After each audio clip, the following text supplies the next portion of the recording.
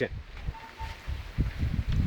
പ്രദേശത്തിൻ്റെ വികസനവുമായി പ്രദേശത്തെ ജനങ്ങളുടെ വികസനത്തിന് വേണ്ടി ഇവിടെ സ്വന്തമായി ബിസിനസ്സുമായി ഇരിക്കുന്ന സ്വന്തം ലാഭം പ്രതീക്ഷിക്കാതെ ബിസിനസ് ചെയ്യുന്ന മമ്മുവുമായാണ് ഇന്നത്തെ അഭിമുഖം എന്ന് അദ്ദേഹത്തോട് ചോദിച്ചത്.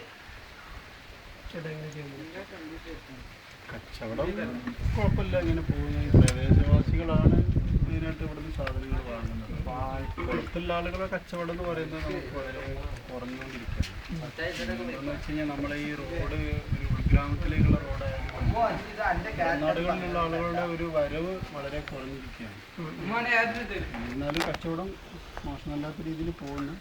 താങ്കൾ ലാഭമെടുക്കാതെ കച്ചവടം ചെയ്യുമ്പോൾ ജീവിതം എങ്ങനെ മുന്നോട്ട് പോകും? അല്ല, ഞാൻ ഈ കച്ചവടം എന്ന് പറയുന്നത് ശരിക്കും ഈ പ്രദേശത്തെ കച്ചവടം ഞാൻ ഉദ്ദേശിക്കുന്ന ലാഭത്തിന് വേണ്ടി. ഈ പ്രദേശത്തുള്ള ജനങ്ങൾക്ക് നല്ല പച്ചക്കറി, നല്ല ബേക്കറി, ബ്രേക്ക് കൊടുക്കും.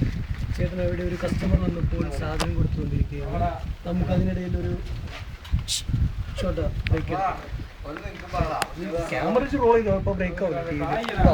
ഈ സാധനങ്ങൾ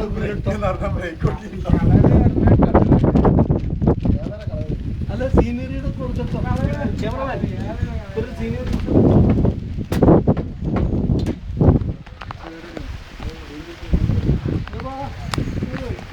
ഓക്കെ. അപ്പോൾ ഒരു കസ്റ്റമറെ വിട്ട് കഴിഞ്ഞ ശേഷം മമ്മ വീണ്ടും റെഡി ആയിരിക്കുകയാണ്. ഇതൊക്കെ നമുക്ക് വീണ്ടും അദ്ദേഹത്തോട് ചോദിച്ചറിയാം. നിങ്ങൾ ഏത് ചാനൽ? ചാനലിൻ്റെ പേരെന്താ? പുതിയ ചാനൽ തുടങ്ങിയതേ ഉള്ളൂ. ഓക്കെ, നിങ്ങൾ ചോദിച്ചോളൂ, പറയാം. താങ്കൾ ഈ പ്രദേശത്ത് ക്യാമറമേക്ക് നോക്കി പ്രദേശത്തുകാർ എന്താണെന്ന് വെച്ച് കഴിഞ്ഞാൽ ഒരു വിദ്യാഭ്യാസപരമായിട്ട് നോക്കുകയാണെങ്കിൽ വളരെ പിന്നോക്കമുള്ള കാരണം എന്താണെന്ന് വെച്ച് കഴിഞ്ഞാൽ ഈ പ്രദേശത്തുള്ള ജനങ്ങൾക്ക്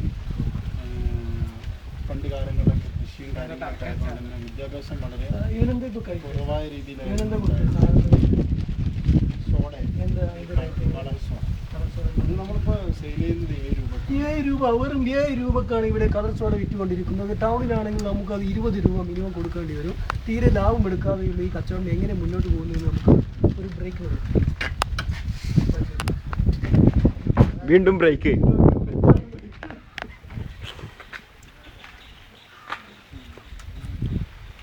ഇപ്പോൾ നിങ്ങൾ കാണാൻ പോകുന്നത് മമ്മു സ്റ്റോറാണ്. എടുക്കാൻ പറ്റൂല ക്യാമറ എടുക്കാൻ പറ്റൂല.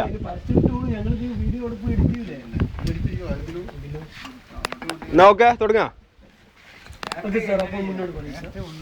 അപ്പോൾ വിദ്യാഭ്യാസപരമായിട്ട് പിന്നിലായതുകൊണ്ട് ഞാൻ നേരത്തെ പറഞ്ഞല്ലോ. അപ്പോൾ അങ്ങനെ ഒരു പ്രശ്നം എന്താണെന്ന് വെച്ചാൽ നമ്മൾ ക്വാളിറ്റി അഫോർഡബിൾ ആവുന്ന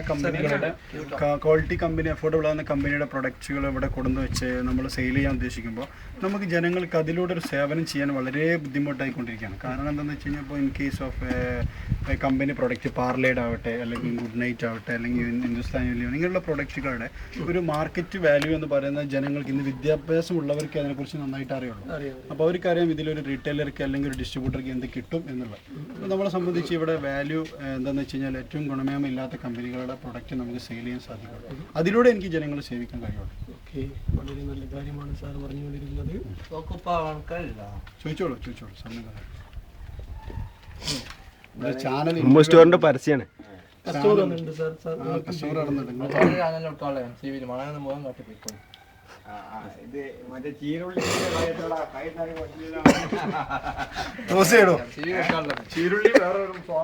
കട്ട് കുറച്ചു നേരം കട്ടാണ്.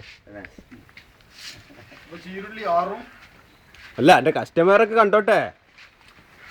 ഇവിടെ